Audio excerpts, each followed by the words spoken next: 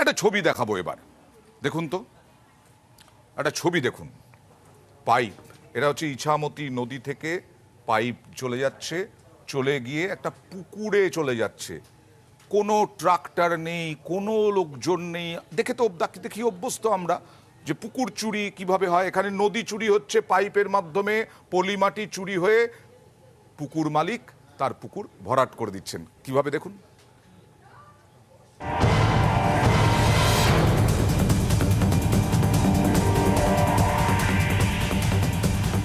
দিনে দুপুরে ভরাট হচ্ছে পুকুর, তবে গাড়ি কিংবা আর্থ মুভার দিয়ে পুকুরে মাটি ফেলা হচ্ছে না।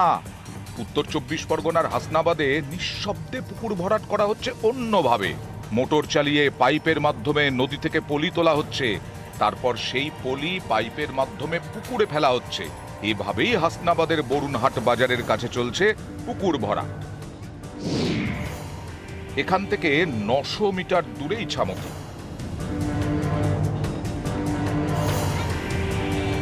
মোটর চালিয়ে নদী থেকে পলি তোলা হচ্ছে, তারপর পাইপের মাধ্যমে ভেড়ি জঙ্গলের মধ্যে দিয়ে নদী থেকে তোলা পলি ফেলা হচ্ছে পুকুরে।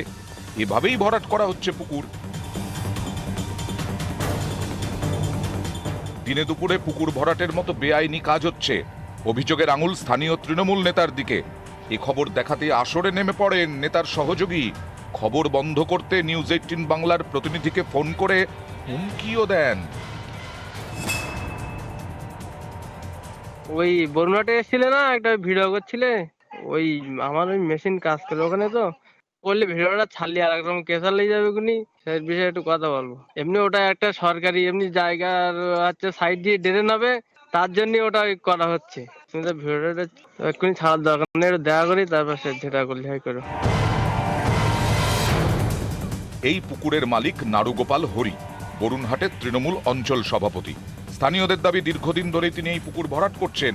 পুকুর ভরাট করে অনেক জায়গা বিক্রিও করে দিয়েছেন। এই পুকুরটা যে মালিকের, তিনি এই নদী থেকে বালি এনে ভরাট করছে, ভরাট করে প্লটে প্লটে বিক্রি করেছে। এই রাস্তার ধারে এগুলো বিক্রি হয়ে গেছে শুনলাম।